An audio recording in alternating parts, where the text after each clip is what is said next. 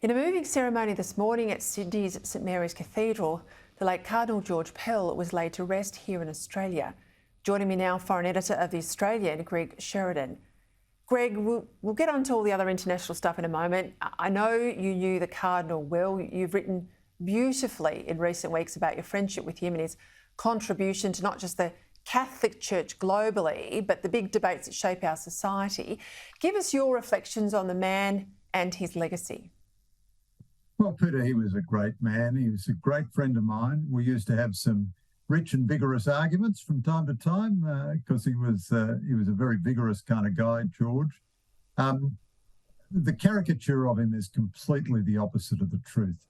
I mean, a point you made, the idea that Pell had his own teachings or something, that's nonsense. Pell's view on same-sex marriage and all the rest is exactly the same as Francis's view. Francis the other day said, God loves homosexual and gay people and should never be criminalised. But yes, it is a sin, sex outside marriage. Well, that was exactly Pell's position, exactly the same. He had a great sense of humour, great sense of his own foibles. You know, a lot of us thought he might be a candidate for Pope. And he said something like, well, look, you know, a bit of form at a country Australian meeting doesn't mean you're going to have a chance in the Melbourne Cup. And he was also a merciful, pastoral, good man. And the culture wouldn't forgive him for talking back against the culture. In the many ways in which he was a historic figure, he will be one of the first people in modern Western society to go to jail for being an Orthodox Christian leader. I asked John Howard once why he gave him a reference. And of course he did so because he believed he was innocent and a good man and so on. But he said to me, he went to jail because of who he was, not for any other reason. And we were lucky to have him. I'm so glad that he was vindicated. If he had died in prison, the world would think he was a guilty man, whereas we know he was completely innocent. And what about the protests? Not just the protests, the unseemly commentary from people like Daniel Andrews, where he said he didn't have to weigh in on the issue of a state funeral, but he did it in a really derogatory way. And the protests we saw today. I mean, are we really going to be this sort of country where we protest out the front of funerals? They were always off limits, but not for George Pell. Yeah, and I think this has been somewhat encouraged by Daniel Andrews, whose comments on this all the way through have been utterly disgraceful, utterly disgraceful. When the High Court, first of all, Andrews abused Tony Abbott for going to see Pell, as though you shouldn't go and see your friends when they're in prison. Even if Pell had been guilty, it was quite right for Tony Abbott to go and see him. Then when the High Court decided 7-0 that Pell was innocent, absolutely clear that he was innocent. They only took 24 pages to say this is a ridiculous prosecution. Andrews, I tried very hard for hours to get Andrews' office to say that Andrews respected the verdict. And he wouldn't even say that. He just said, I see the victims and I stand with the victims. And then he said something like, I don't want to get in contempt of the court, so I'm not going to say anything about the court's judgment. And then, of course, you saw a great swag of anti-Catholic vandalism the very next day, for which I think Andrews, contributed, unintentionally, of course, contributed to that result. And then when Pell died, he said, now remember, abusive priests were moved from parish to parish. That was never done by Pell. As soon as Pell became Archbishop, he took the most forward-leaning move against abusive priests of anyone in the worldwide Catholic Church. So Andrews was defaming Pell even in death. And then that ridiculous comment about a state funeral. This is grubby, nasty, filthy politics. And there is now a sectarian, anti-Christian mood in public life. And some people hate Christians and some people just are happy to go along because they think it's politically useful. But I could not possibly more strongly condemn Daniel Andrews for his role in the whole thing. But Daniel Andrews is a pygmy compared to George Pell. We'll leave that there, beautifully said, to tie that off. Talk to me about Benjamin Netanyahu. Peace talks, of course, we're seeing those, the talk of those with Iran. There's been quite a lot of activity by the military, the Israeli military.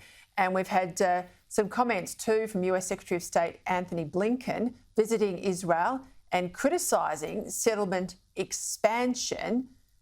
Give us your view. Yeah, so I thought Blinken was just going through the motions there. I mean, the purpose of his visit really was solidarity with Israel, and the Biden administration is really embracing Netanyahu. I mean, they're saying the normal things about two-state solution and don't expand settlements. Netanyahu is an amazing political leader. I've interviewed him many times. He gave an astonishingly effective interview with CNN the other day, and he said, look, there are a few people who've said some weird things in my coalition, but be assured I'm in charge and I'm going to govern exactly the same way I have the last 10 years. I came back to office to do three things: to stop Iran from getting a nuclear weapon, to extend the peace process with Arab neighbours, and to boost the economy. And he pointed out that he has 4 peace treaties with Arab neighbours, and in the history of Israel before him, there were only 2, I presume, with Egypt and Jordan, and he has now 4 with surrounding neighbours. So, I mean, I used to think, and I still do, that Netanyahu really ought to retire because, you know, Israel has to move on from the Netanyahu era. But Netanyahu has attacked Iran's weapon-making facilities, which means that they are less able to provide support to Russia. And he is determined that Iran won't get a nuclear weapon. And he is the master of Israeli politics once again. And although he was, you know, a close cooperator with Trump in the good things that Trump did, very critical of Trump in the bad things, he's now on good terms with his old friend Joe Biden. I mean, he is a very wily, effective leader, Benjamin Netanyahu. All right, just quickly, US politics. As we know, we're a year and a half away from a presidential election, but they do the dance of the 7 veils there for months and months and months. Donald Trump's already announced he's going to run.